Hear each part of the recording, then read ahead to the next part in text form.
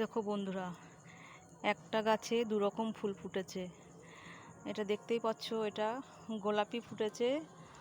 আর এদিকে দেখো সাদা ফুল ফুটেছে, এটা সাদা জবা।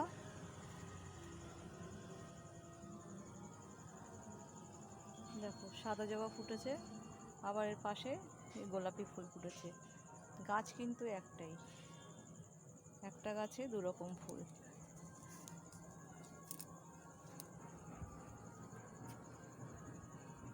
দেখো এপাশে কুড়ি এসছে সাদা, এটা কালকে ফুটবে। আর আবার এটা গোলাপি।